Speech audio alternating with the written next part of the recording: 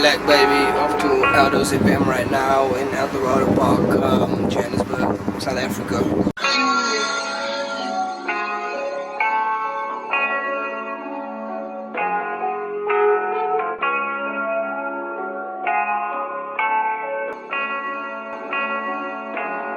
Eldos FM 87.6 all day, every day. Welcome to it if you just tuned in. Last and final hour of the show.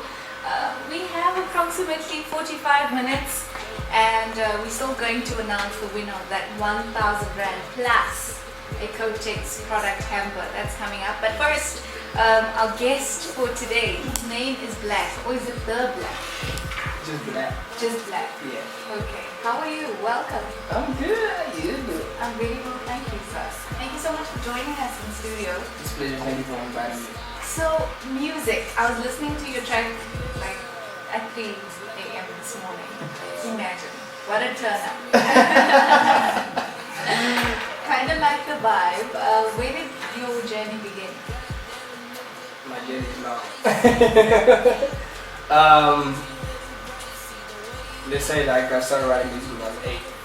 Because I grew up in a real artistic family, like my sisters, film directors and poets, and established in even my mom's a famous pianist and sorry, fine artist, shall I say? Yeah. Sorry.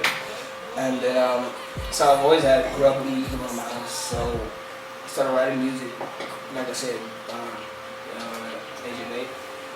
And my first major break was opening for Mark Luxury. I was 14, yeah. So I did 2 tracks to open the show with the Oscar Theater in Canada. Then this fast track, because things were just died down. Oh wait, I missed something. We had a documentary on SABC, all of SABC channels or all these channels, because they did documentary. Sure. When I was just turning 15, before I actually moved up to Jorrisen for the first time. And that was about skateboarding, rapping, spray painting, all the things that go around hip hop basically, you know what I'm saying? Fast forward to that. It wasn't a horrible car accident. What happened? A drunk woman hit me off the sidewalk with the car at a very high speed. Whoa. And I survived.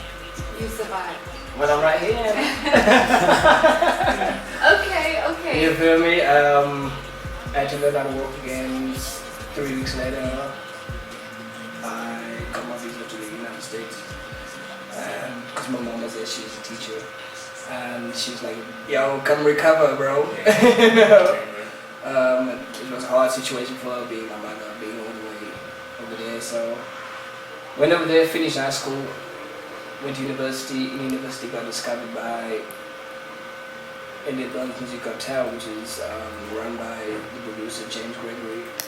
Which, if you're an artist, you should know that name. And if you don't, then you better go Google it.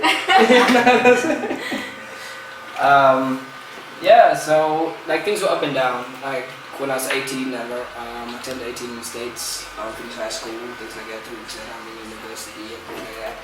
One of my crew members eventually gets a booking in the studio at ATM Records. We recorded my first single called West Coast Life. It's all about Cape Town and and that's where you're from. Yeah, I'm from Cape Town, #1 CPT baby. Oh wait.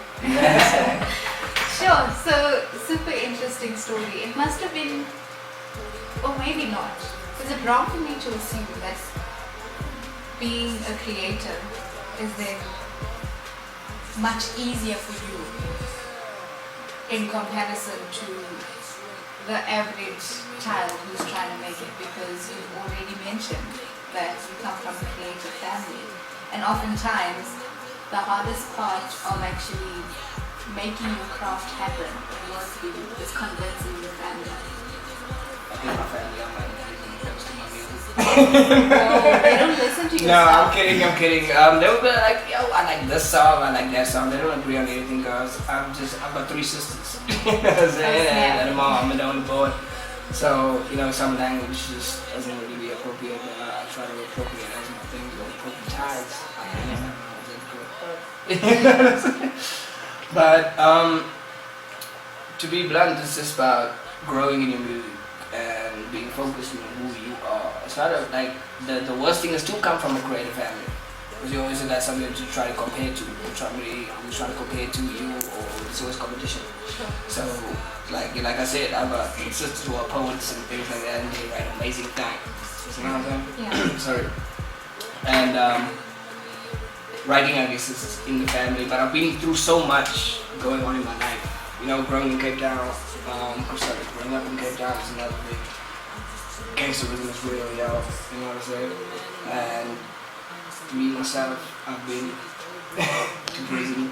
Yeah, real talk. I'm not one of those rappers who just say things and I speak about my life. Real talk. You know what I'm saying? And the weirdest thing was actually in prison in Jersey. We'll talk about that. We have to take a quick ad break if you just tuned in. His name is Blacq, and we're talking about his life, his music, and the way forward from here. This is Eldos FM 87.6, all day, every day. Eldos FM 87.6, all day, every day. Still chilling in studio with Blacq. How did you do? You just mentioned something and it kind of threw me off. Mm-hmm. You've been to prison, and not as a visitor. No. Tell us about that. What happened? Well, apparently the law works like this. You could be in the right side, but when people make up stories, you will end up in prison. I learned that real quick. I thought it was a joke. You know what I'm saying? I was in cells for like the weekend. I was like, oh, Monday I'm coming out. But then I went to court and they said, no, sir. But listen there, you on your way to Sun City, Johannesburg Central Prison. Biggest shock of my life. I'm like, what? Anyway, so that happened.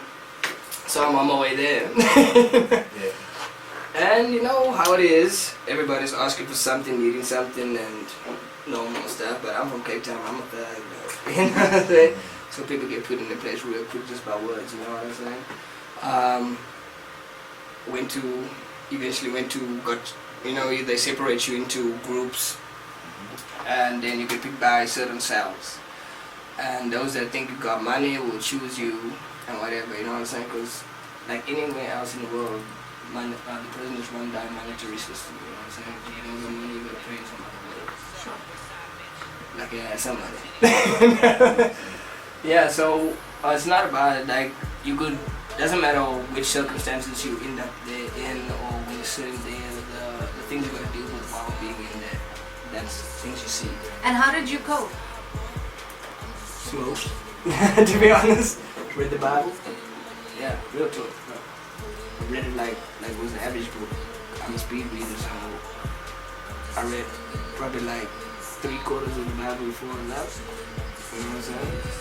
And even went to extended pieces where people brought me 3 Bibles, trying to compare them all, because intelligence runs in prison. You understand? Minds mean money, but also monetary things. So you think about how you could educate the next man before you move on to something else, because that means power. Wow. Yes. True, that's intense. And then how did music play a role? Music was beautiful life. Improving like it in the right cell. We had DSTV, we had music playing all the time, we had YouTube. You know what I'm saying? Even like my tracks were playing in prison all the time from YouTube and stuff like that, you know what I'm saying? And where you could download them from. And that's how people started getting respect, because people listen. Because in prison, you only have 2 things to do: is wait, read, and wait. There's nothing else. Conversate, fight, or stab somebody if you want to go that way. But if you want to be real, stay passive, stay to yourself, stay patient, read, educate yourself while you're in there, think about why you're in there, and then when you get out of there, try not to get to go back there. I love it. So now moving on to your music in 2019. Yes. Tell us about Kuzovalet. That's my celebration. That's a celebration track, you know what I'm saying? It speaks about where I came from in life in certain aspects, you know what I'm saying? While trying to keep the point of why I'm expressing it is because I'm celebrating our past. Understand? And when I celebrate with my people. I never settle there alone because if you move up, I'm not big for around. Oh. Yeah. Okay, so we're gonna play this song. I think I'm gonna let you introduce this one since you put us in this mood that we're in. Yeah, let's introduce this track and then we're gonna turn it all the way up. Alright. Yo, it's Blacq on Eldos FM. This is my new track single coming out available on all digital platforms around the world. Cause I'm a lit baby. Blacq! Dope. I became with weird there. I had to shake that off a little bit. Money in the thing, cause we finally getting rich. Feel like bitch and bitch, broke the Lambo in the ditch. They don't snitch, every day we getting lit. Yeah, I'm Zoba lit, every day we getting lit.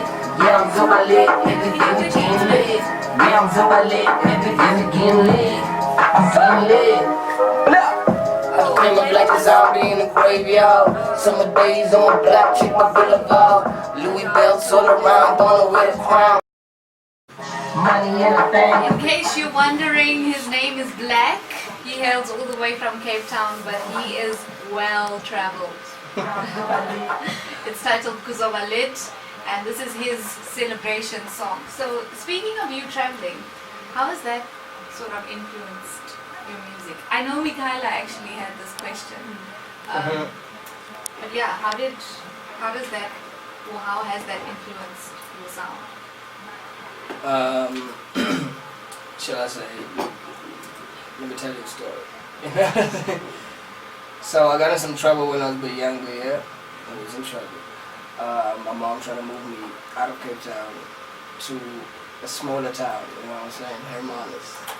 Instead, in that town tended to be the people that I used to hang around with, let's just say that. And the realness out there, I continued with it from where I came from. Because I grew up hard, you know what I'm saying? So I continued hard.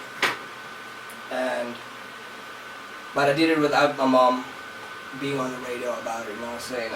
I was doing good grades in school, you know what I'm saying? I was doing everything right, I was playing sports, everything, but I was hustling on the side, you know? My mom got a job in the States, and when I was in the States, same thing happened. So it's weird how it happen. It's like you're magnetic to the environments that you come from. You're a product of the environment, you know what I'm saying? Automatically I was in Brooklyn working for certain aficionados, you know what I'm saying? Doing the same thing. In no time, I was there for 3 weeks and I was back on the block. Hustling just like I was, but now things were on a different level. Now I had to have weapons, I had to have, you know what I'm saying, I had people working for me, and it escalated because now I was a rapper.